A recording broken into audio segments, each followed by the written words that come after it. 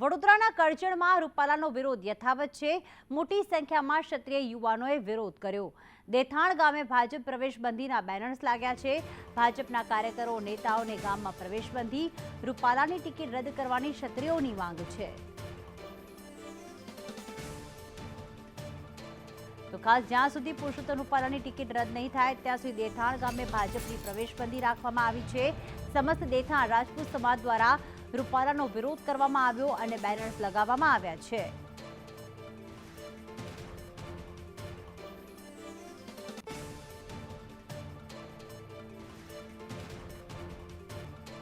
તો ખાસ જ્યાં સુધી પુરુષોત્તમ રૂપાલાની ટિકિટ રદ નહીં થાય ત્યાં સુધી દેથાણ ગામે ભાજપની પ્રવેશબંધી રાખવામાં આવી છે। સમસ્ત દેથાણ રાજપૂત સમાજ દ્વારા રૂપાલાનો વિરોધ કરવામાં આવ્યો અને બેનર્સ લગાવવામાં આવ્યા છે।